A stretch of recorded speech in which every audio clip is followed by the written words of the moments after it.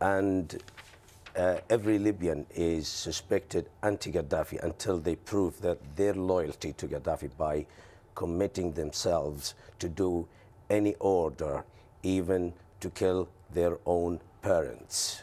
So I was one of the people who resist this, and we didn't accept it. But the only thing we couldn't stop that to be brought to the army, to be a soldier for the country by force. And you became a soldier? Yes, I did. Yes, I've been. And what happened to you as a conscript? Usually we should have like 6 months training, and then we should be released to go back to our work. But unfortunately, they kept us for longer. While that, I've been discovered that I'm a brother of what Gaddafi called them, stray dogs. These exiled people who didn't go back to Libya? Absolutely. After '84? That's right. So you were punished as being associated with what Gaddafi called stray dogs? That's right. And what happened to you? When they found that my brother didn't come back after the call, when the relationship between Libya and Britain was very bad. This was because of the shooting of a British policewoman? Yes, and London. The protesters. 21. Yvonne Fletcher. Yes, Yvonne Fletcher was killed, and 21 Libyan protesters they get injured. Right. They took me to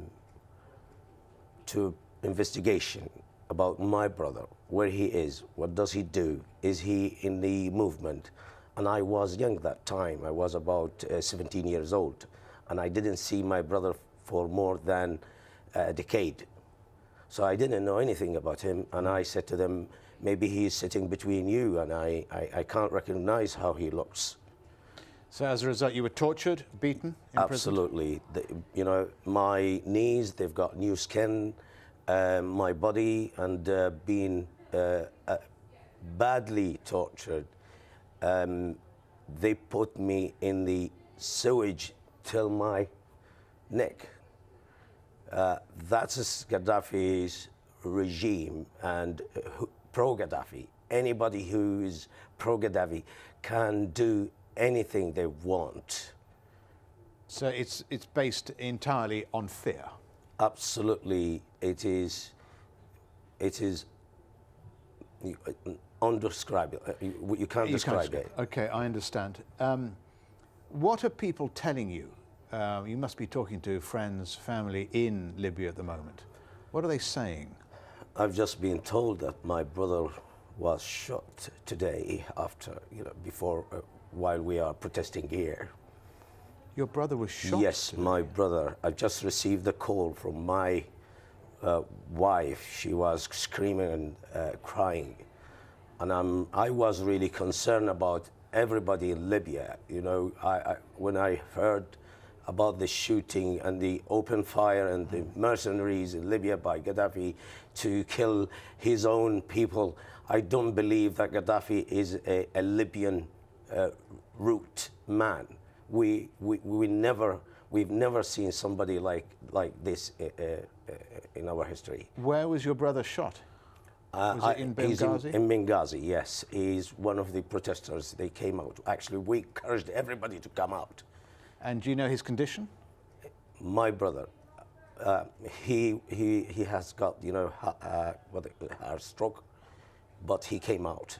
Right. And I've just received the call and the news, which is I was very in sadness because the whole situation. Yes. So I share everybody the same pain, the same loss in Libya. There are reports tonight of demonstrations in Green Square between Gaddafi loyalists, I don't know who they are, and the opposition. Who would make up Gaddafi loyalists in Tripoli? The people who has got bloodshed on their hands. The people that they believe that Gaddafi can go away with it as much as he did before. Gaddafi escaped many blame or crimes he has done before. in Libya and around the world. Gaddafi didn't, nobody brought Gaddafi to justice or a public inquiry about all his crimes against humanity. And they think that Gaddafi, he can do it again, and he can pay compensation, and the whole world will shut up or silence about it. Finally, do you think the regime is rattled? Do you mean the regime? Do you think Muammar Gaddafi is rattled at the moment? I believe that we are winning. The Libyan people, they have said what they wanted, and they are going to make it. And I believe we are going to win very, very soon.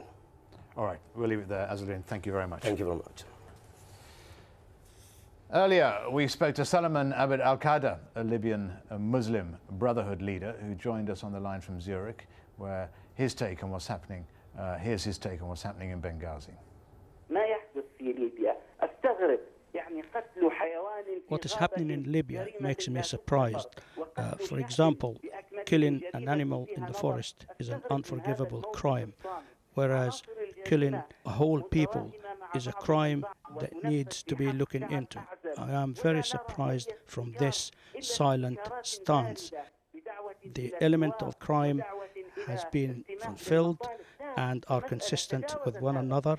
It is executed against unarmed people, and all we have seen, nothing but condemnations, cold condemnations, calling for dialogue and calling for listening to demand. No, the situation has gone beyond that. The situation is now that there is blood that has been shed in Benghazi and many other cities. There are lives that are lost, and the situation has gone beyond all limits. The situation has given rise to one comment, that is, the regime has got no credibility to stay in Libya. This is what the Libyan people want, because there is no return after all these victims and after all the losses of life.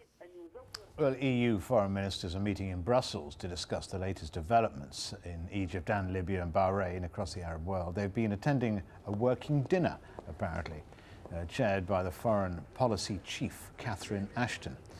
She's going to go to Egypt and will be the first foreign diplomat to go there since the fall of Hosni Mubarak. Earlier, she talked about her concern over the violence in Libya. I'm really worried about what's happening in Libya at the present time.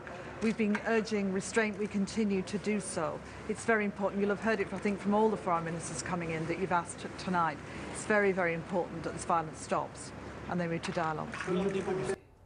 Well, the unrest has put many European countries in a dilemma because they conduct billions of dollars worth of business with Gaddafi's regime.